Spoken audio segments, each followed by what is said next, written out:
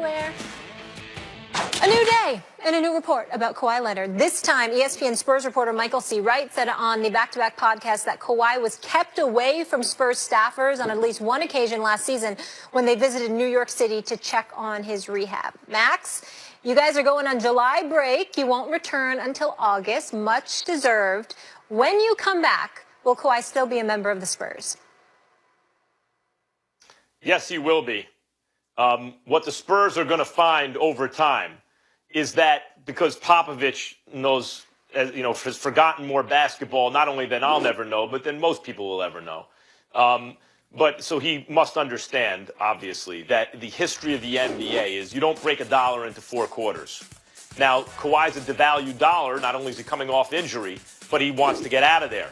And the league knows it. He has 1 year to free agency, and there's a belief that he'll only sign with L.A. or maybe even just the Lakers, even though now there's more information being put out there maybe to dilute that message, it seems to me. So Popovich is aware of that, too. So where do you trade him? If Philadelphia won't even give up Markelle Fultz or something like that, what they're really saying is take these quarters for the dollar. The only team, it seems to me, with young assets that even have a chance to be worth at least 50-cent pieces, Ingram, Kuzma, someone like that, are the Lakers. And because other teams are also aware that it's likely he winds up with the Lakers in free agency, I think that they're offering less than they would otherwise, giving the Lakers, like in the end, the Spurs, Stephen A., will take the best deal for them, no matter where it comes from. And I just believe that'll come from L.A. Well, we better hope so. The reality is that I think that Kawhi Leonard will probably be gone because I think that over the next few weeks he's going to intensify his bantering, his rhetoric a little bit to make sure that the San Antonio Spurs don't entertain the idea of bringing him in to training camp and keeping him as a part of the San Antonio Spurs culture. Now, in fairness to a couple of the other Spurs, so much noise was made about Tony Parker leading a group of players to confront Kawhi. Tony Parker told our Mark Spears for The Undisputed that he's never had a problem with Kawhi Leonard. He just answered the question honestly about his injury and how it was more severe than Kawhi, and there was nothing more to it than that. He's got love and respect for him, et cetera, et cetera. And so we want to make sure we recognize that some of the San Antonio Spurs are obviously speaking up on Kawhi Leonard's behalf. What they'll have to respect is the fact that we're hearing that from you now, weeks, if not months, after we've been hearing that Kawhi was offended and want to be gone. So I don't know what all of that means or what have you, but I ultimately think that Kawhi is going to assert himself in such a way that he tries to force San Antonio's hands. And San Antonio might not want to deal with the mess, so they might take the assets rather than lose them for nothing. I just think it's going to take more time than several weeks, guys, because if it is the Lakers, and let's say, and the Spurs aren't interested in Lonzo Ball, then the Lakers need to find a team that value Lonzo Ball for at least a first-round draft pick, which I think they can do. I think that's likely. They got to transact. They have to do that transaction, get the first-round pick, package it, negotiate, package it with either Ingram or Kuzma, etc. I think that's going to take some time. And obviously the Spurs just lost Tony Parker, who will be joining Charlotte. And the Spurs and Pop put out this statement saying it's difficult to put into words how important Tony Parker has been to the Spurs franchise over the past 2 decades. From his first game in 2001 at age 19, TP has impressed and inspired us day after day, game after game, season after season with his passion, dedication, and desire. We are grateful to Tony for 17 years of truly amazing memories. He is headed east. Maybe Kawhi will be as well, guys, because coming up, that's where we're going. Is there a reason for fans to be down on the Eastern Conference without LeBron? The fellas debate that right after this quick commercial break. Don't go anywhere. Today is the first day that Chris Paul can sign his 4-year, $160 million extension with the Rockets. Houston lost Trevor Ariza on free agency to the Suns, while Clint Capella is a restricted free agent but expected to be back with the team. Now, the Lakers, on the other hand, have made a ton of moves in free agency with the additions of LeBron James, JaVale McGee, Lance Stevenson, and Rajon Rondo to a talented young core. Stephen A., let me ask you this. Are the Lakers close to the Rockets now? I think they're closer. I think the Rockets need to get their hands on somebody like Carmelo Anthony. I think if the Rockets don't find a way to replace what Trevor Ariza gave them, they're going to suffer because of it. They're still going to be a good team. They're still going to make the playoffs. They're still going to be one of the top 3 or 4 teams within the Western Conference. But when we talk about their formidability, you've got to make up for the loss of Trevor Ariza. Now, Carmelo Anthony is not going to do that on the defensive end, but he should be able to do that on the offensive end. And his potency as an offensive player with the right personnel and playing the right position as opposed to playing out of position and looking out of sync, I definitely think bodes well for the Houston Rockets. You have to make up for the loss of Trevor Ariza. We can't sit here and act like losing Trevor Ariza is no big deal. It's a very big deal. You had to lose him to take care of CP3. You had to lose him to take care of Clint Capella. But make no mistake, you've taken a step back unless you offset the loss of Trevor Ariza. And if you've taken a step back with the Lakers having arrived and taking a step forward, I definitely think that puts them in a closer position to compete with the Houston Rockets if you don't replace Trevor Ariza. I definitely believe that. Well, of course they're closer. They got LeBron James, but they are not close to the Houston Rockets yet. Not really close. Not actually. Now, we'll see, they get Kawhi Leonard, we'll reevaluate. Even if the Lakers, I see it differently. If the Lakers get Carmelo, I think Carmelo would work well with LeBron. I do not see him as a fit in Houston. In fact, I would think he might make the Houston Rockets worse, not better. Recall when the Oklahoma City Thunder got Carmelo, I wasn't so sure that it definitely made them the best matchup for the Warriors.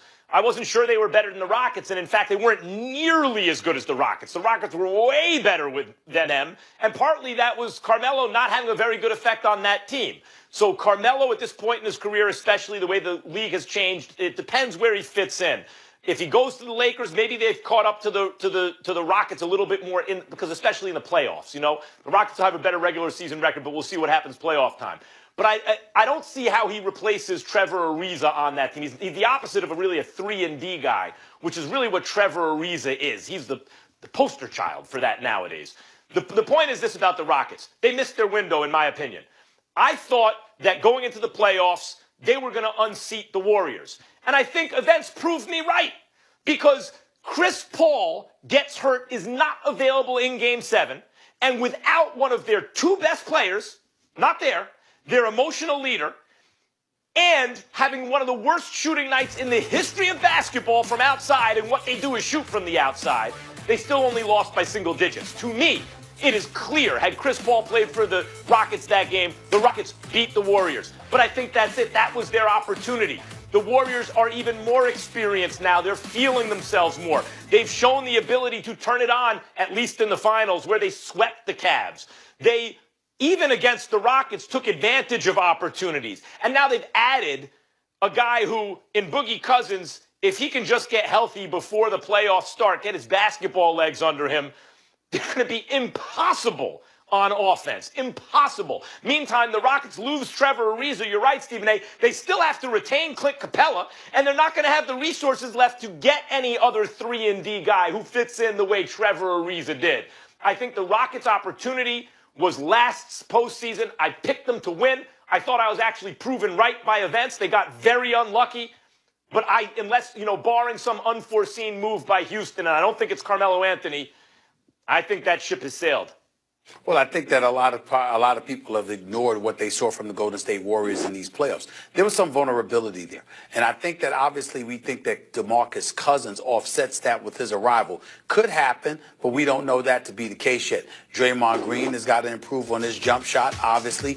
Kevin Durant and those guys got to continue to remain in sync. You hear some rumblings every now and then about, everything is cool, and then another minute you hear things are not so cool. Obviously, when I look at the Houston Rockets, and how the Houston Rockets got all up in the Golden State Warriors, just all up in their chest. That resonated with me because that showed a recipe for their discomfort. The fact that you can make them a bit uncomfortable. You can make them press a little bit. So I think all of those things are things to consider when you look at the Lakers, you look at the Rockets, and you look at other teams, particularly with LeBron in L.A. right now, because I don't think moves have stopped being made, and I think other things are going to happen within the conference because people have noticed those very vulnerabilities that I just alluded to. Yeah, but ultimately you're still saying that Houston has the edge, obviously just that the Lakers are coming. It's getting closer. The Lakers are coming. Of course. The Lakers are coming. All right. Still to come, guys, Carmelo is reportedly on his way out of OKC. Wait until you hear where Stephen A. says he wants to go. That's next on this special edition of First Take. People, stay here.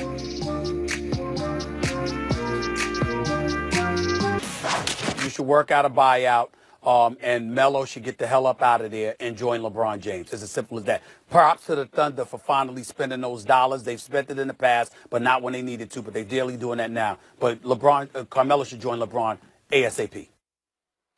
Okay, that was Stephen A. yesterday, and earlier in today's show, Stephen A., you said Melo wants to actually go to Houston. This after a report from Woj and Royce Young saying that Melo and the Thunder are working on his exit, obviously, guys, from OKC. Max, I'll start with you. Would Melo be a good fit in Houston? No, I don't think so. In Houston, I think he's a bad fit. First of all, recall Linsanity in New York. Carmelo was hurt, and Jeremy Lin was electrifying New York, and they couldn't lose practically, until LeBron and Dwayne Wade had enough of it and shut them down. But LeBron and Dwayne Wade could do that to anybody. And Jeremy Lin wasn't a great player, but he's a very good player who was running D'Antoni's system. He was D'Antoni's muse, the way Steve Nash had been, the way James Harden is now. And I mentioned before, hey, Red Auerbach had Bill Russell, and Popovich had Tim Duncan, and Belichick has Tom Brady. Well, D'Antoni's needed his guy too. And Jeremy Lin appeared to be that guy, and everyone said, oh, Carmelo's going to stop the ball. It's going to upset everything when he comes back. And I was skeptical. I thought, no, Carmelo's a winning player. Carmelo stopped the ball, and it was a problem. And next thing you knew, Jeremy Lin was out of town. I don't see where Carmelo fits into a D'Antoni team. I saw how he did not fit into an OKC team. I think Carmelo at this stage in his career and the way the game has changed, Stephen A., needs to be used by a player and a coach who know how to get the best out of him. Chris Paul is one of those guys, I think. Team USA, he did that as the point guard. Carmelo would often be the leading scorer. But not with D'Antoni. Meanwhile, the Lakers I look at, Stephen A., and I think he's a very good fit there with LeBron. I think LeBron would be able to get the best out of Carmelo. Well, I personally think that L.A. would be the best fit because I think playing with LeBron would be best for Carmelo Anthony, considering the way that LeBron plays and considering the fact that, he wouldn't hesitate to give up the ball to Melo for an open shot while he did everything else. That's the way that LeBron can end up being, and I think that's incredibly beneficial to Carmelo Anthony. All I'm saying is that Houston appears to be a likely landing spot as opposed to L.A. But who knows what will happen? We shall see. Let me get to your point about Linsanity, because I think that, I can't believe that you don't get this. Linsanity was on a run. It was something special to watch for about a month to 6 weeks. But Carmelo knew what anybody with two eyes that knows basketball knew. That Linsanity, Jeremy Lin, is a decent basketball player. But he wasn't a star, wasn't going to be a star. And the bottom line is, if you're Carmelo Anthony, you'll be damned if you're going to concede control of the franchise to somebody that's just on a month to 6 week run that will reach a quick expiration, which is exactly what ended up happening. That would not be the case in Houston. What Jeremy Lin did in 6 weeks, Chris Paul has been doing for his entire career. Chris Paul is one of the quintessential elite, future Hall of Fame, great point guards that this game has ever seen. What a floor general extraordinaire he is, not to mention best friends with Melo. And so when you look at CP3 in Houston, what he brings to the table when he is healthy, there is no way in hell that it would be the similar or same situation to what happened with Jeremy Lin. Jeremy Lin was a puppy in New York City. They had absolutely nothing to sell. Nobody saw him coming. He came out of nowhere. Give him mad credit. He played lights out for about 6 weeks, and Melo knew what everybody else knew, that eventually he would get figured out and exposed as the average player that he is. And that's exactly what happened. He wasn't a superstar. No, I didn't look. Jeremy Lin didn't turn out to be a superstar, but he wound up taking a good deal with a poison pill in it from Houston, and then wasn't coached by D'Antoni anymore. And then he got hurt. I mean, that's what happened with Jeremy Lin. He was a good player. How was he coached by D'Antoni in New York but not Houston? When he went to Houston, D'Antoni wasn't there initially. Unless I'm remembering wrong. No, you're not remembering wrong. Go ahead. the point is that not that it's the Jeremy Lin story here, Stephen A. It's just that he had a bad experience, or rather D'Antoni did, with Carmelo Anthony. The two of them didn't seem to fit. And partly that's because I think D'Antoni is one of the prime kind of generators of this modern NBA spread pick and roll system, right? The three ball, the high percentage shots, either in the paint or from three, not a lot of long range twos, which Carmelo's been known for a lot of his career. But look at what Houston actually just had in Trevor Ariza and what they probably are looking for. A 3-and-D guy. What Carmelo just showed in Houston, in OKC, is he can't even be a 3 guy if it's a catch and shoot. He was unable to be just a 3 guy, let alone a 3-and-D guy. He ain't never going to be a D guy. But just so if you're looking to replace a 3-and-D guy who doesn't really need the ball, you're going to replace him with Carmelo Anthony? I just don't see it, especially for a D'Antoni team. And Stephen A., for a team that got this close to getting over the Warriors to the finals. Well, you also got to remember, one of the things, you might have seen P.J. Tucker and Trevor Ariza get loose, Eric Gordon doing what he did coming off the bench, getting loose, showing what he's capable of doing. Certainly didn't hurt Gerald Green, who they just signed to a veteran minimum $2.4 million. Good signing by Daryl Morey on that, because Gerald Green definitely needs to remain on that roster. But in the same breath that we say that, I emphasize CP3 and James Harden, mainly CP3. He's your floor general. And what you had is a situation where there were times when CP3 was ISO'd, James Harden was ISO'd. That spread pick and roll that you're talking about, Houston didn't do that all the time. There's been plenty of times when we saw James Harden simply break down a defense, dance on them, and embarrass brothers. We saw that with Chris Paul as well, which means there are modifications that has taken place with D'Antoni, who once upon a time never really allowed that with anybody else. As times have changed, he has adjusted. And I think that he could adjust with a Carmelo Anthony in his lineup instead of a Trevor Ariza. Now, if Carmelo Anthony's replacing Kawhi or somebody, you have a point. No disrespect whatsoever, because Trevor Ariza can play. But he's replacing Trevor Ariza. I think Carmelo Anthony could be relied upon to do that, if that happens. I mean, if you're talking in a vacuum, who has more value, you could argue Carmelo Anthony. But on the Rockets, I don't know. I mean, listen, the best argument for Carmelo on the Rockets is they don't have any money or resources to get any better. They're going to be capped out once they sign Capella. And so they're going to backslide a little compared to the Warriors, who may have improved if Boogie is healthy, right? So what do? You take a shot. You roll the dice on a guy like Carmelo. Maybe he'll make you worse, but what are your options? But I think a more prudent, actually, course of action for the Rockets is to just go and find a 3-and-D guy that you can get for the money, or for some exception, or out of the D League. I think that's actually a safer bet for a team that came as close as they did, particularly when Ariza was terrible in that Game 7. I think for a team like the Lakers, who wouldn't have to give up anything, basically, to get Carmelo Anthony and put him with Rondo and LeBron, that to me just makes more sense. The Rockets are too close and have sort of are too close to gamble like that. I asked Max this earlier with Kuzma and LeBron and Ingram. Don't you think LA, I know you said it's a better option than Houston, don't you think that front court's too crowded to have him? Well, I don't know if it's too crowded, because I think that Kuzma could take a step back. He could come off the bench for you. He could do some things. Number one, Ingram himself, he's interchangeable as well. I think that one impediment to Melo arriving in L.A., whether it's coming off the bench or being in the lineup, because of the presence of Kuzma along with Ingram, I think Melo would find himself at the 4 spot a lot more than he would prefer, which is something that obviously he didn't cater, he didn't adjust well to playing in Oklahoma City. That could be an impediment to such an argument. It could also be the thing that leads him to Houston and away from L.A. We'll see what happens. I don't know what's going to happen. I think Melo playing with LeBron gives him the best chance of getting to the NBA Finals, but I also like the idea of him replacing Trevor Ariza, because I think that Houston could have used a little bit more offense against Golden State. That would have helped him, because he wasn't going to stop Golden State anyway.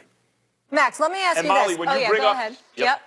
Go ahead. Well, when you bring up the surplus in the front court, to me, the signing of Lance Stevenson, if they were to get Carmelo Anthony, to me, it presages it lays the groundwork for moving those young assets in the front court Ingram and or Kuzma for a Kawhi Leonard yeah, or giving them some another flexibility. premium piece. Yep, no, that makes sense. Before we move on, though, I just want to ask you guys, all right, so pretend it's not Houston or LA. Is there any other place that you potentially could see him going, or you think he'd be a good fit? I think Melo would be an absolute fool to end up anywhere but one of those two places. He goes anywhere else other than those two places, you know, unless he went to Golden State, which can't happen now that they spent that money on Boogie Cousins. Outside of Golden State, I think he'd be an absolute fool to end up in any place other than LA or Houston. Mm-hmm. In a hard, well, it's not a hard cap, but in a cap league, in a salary cap league, anytime you can get a guy like Carmelo Anthony, and he's slipped, and the game has changed out from under his feet. He's not as valuable as he once was, even if he was still in his prime, because the game has changed. But if you can get a guy that skilled for like $5 million or less, which it looks like is going to happen, he could really help just about any team. Mm-hmm. All right, fair enough. We'll leave it there. Guys, we have breaking news on Dwight Howard. We'll get into that after the break. And LeBron is gone, but Kevin Love's still a Cavalier. Where should Love want to go if the Cavs try to move him? First Take coming right back.